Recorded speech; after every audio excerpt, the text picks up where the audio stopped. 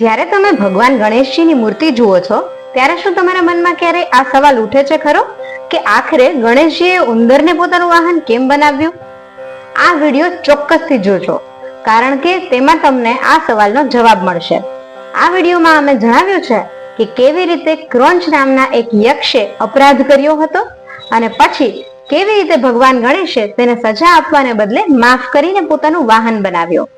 આ કથામાં તમને અહંકાર અને ક્ષમા બંને વિશે જાણવા મળશે. પૌરાણિક કથા અનુસાર સુમેરુ પર્વત ઉપર સૌભરી ઋષિ આશ્રમ બનાવીને તપ કરતા હતા.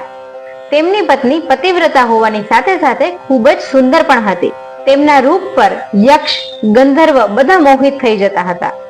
એકવાર યક્ષો અને ગંધર્વોએ ઋષિ પત્ની મનોમયીનું હરણ કરવાનું વિચાર્યું, પરંતુ મનોમયીના પતિવ્રતા અને સૌભરીની પત્ની હોવાના કારણે તેઓ હિંમત ના કરી શક્યા.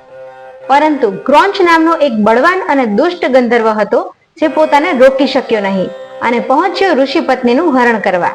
ક્રોંચ જ્યારે આશ્રમ પહોંચ્યો અને મનોમયીનો હાથ પકડીને ખેંચીને લઈ જતો હતો ત્યારે ત્યાં સૌભરી ઋષિ આવી પહોંચ્યા અને ક્રોંચને જોઈને તેમના ક્રોધની સીમા ના રહી.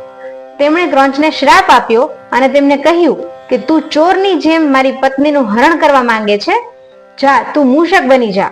તને ધરતીની અંદર છુપાઈને રહેવું પડશે અને ચોરી કરીને પોતાનું પેટ ભરવું પડશે. ત્યારબાદ શાપિત ક્રોંચે મુનિના ચરણોમાં પડીને પોતાની ભૂલની ક્ષમા માંગી. કથા અનુસાર શ્રાપિત ક્રોંચે ઋષિને કહ્યું, મુનિવર, કામદેવના પ્રભાવથી મારી બુદ્ધિ ભ્રષ્ટ થઈ ગઈ હતી અને તેથી મેં આવો અપરાધ કર્યો. તમે દયાળુ છો, મને ક્ષમા કરી દો.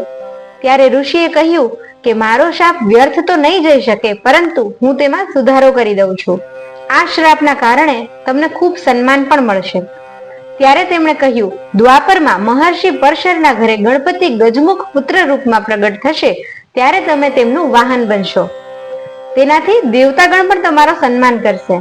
ક્રોંચ શાપ મળતા જ એક ઉંદર બની ગયો, પરંતુ તેના પછી પણ તેની ઉદ્દંડતામાં કોઈ સુધારો ન આવ્યો. તે પોતાની શક્તિના અહંકારમાં એટલો ચૂર હતો કે રસ્તે આવતી દરેક વસ્તુઓને નષ્ટ કરી દેતો. એકવાર તે મહર્ષિ પરશરના આશ્રમમાં પહોંચ્યો. ત્યાં તેણે આદત પ્રમાણે માટીના દરેક પાત્રને તોડી નાખ્યા. આશ્રમની વાટિકા ઉજાડી નાખી અને બધા જ વસ્ત્રો, ગ્રંથોને કૂતર્યા. ભગવાન ગણેશ પણ તે જ આશ્રમમાં હતા. મહર્ષિ પરશરે મૂષકની આ કરતૂર ગણેશજીને જણાવી. ભગવાન ગણેશે તે દુષ્ટ મૂષકને સબક શીખવવાનું વિચાર્યું. પછી ગણપતિ બાપાએ મૂષકને પકડવા માટે પોતાનો પાંચ ફેંક્યો. પાંચ મૂષકનો પીછો કરતા કરતા પાતાળ લોક પહોંચ્યો અને તેનામાં ગળામાં અટકી ગયો. ત્યારે પાશમાં ખેંચાતો મૂષક ગણેશજી સામે ઉપસ્થિત થયો, પરંતુ ત્યાં સુધીમાં તો તે બેભાન થઈ ચૂક્યો હતો. થોડી જ વારમાં જ્યારે તેને હોશ આવ્યો ત્યારે તેણે એક પણ ક્ષણ ગુમાવ્યા વિના ગણેશજીની આરાધના શરૂ કરી અને પોતાની જીવનની રક્ષાની ભીખ માંગવા લાગ્યો. મૂષક બનેલા ક્રોંચથી ગણેશજી અત્યંત પ્રસન્ન થયા અને તેમને વરદાન માંગવા કહ્યું. તેમણે કહ્યું કે તમે લોકોને ખૂબ કષ્ટ આપ્યા છે. મેં દુષ્ટોનો નાશ અને સાધુઓના કલ્યાણ માટે જ અવતાર લીધો છે. તમે શરણાગત છો અને માટે હું તમને ક્ષમા આપું છું. હું તમારાથી પ્રસન્ન છું. તમે કોઈ પણ વરદાન માંગો.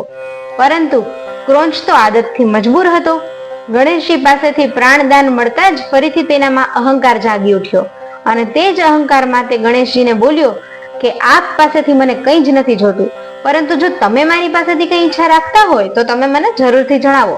હું તમારી એક ઈચ્છા પૂરી કરી દઈશ.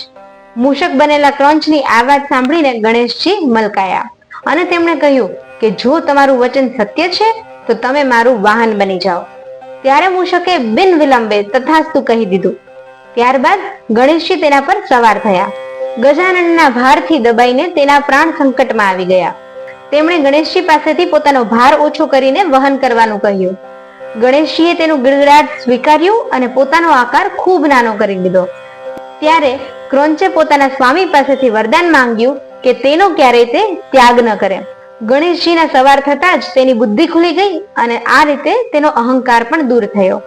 તો મિત્રો, આ હતી આજની વાર્તા, જેમાં ભગવાન ગણેશે ક્રોંચને સજા આપવાને બદલે માફ કરીને પોતાનો વાહન બનાવ્યો. જો તમને આ વિડીયો ગમ્યો હોય તો તેને લાઈક કરજો, શેર કરજો અને કમેન્ટ કરવાનું ન ભૂલશો. અમારી ચેનલને સબસ્ક્રાઇબ પણ જરૂરથી કરી દેજો. રાધે રાધે.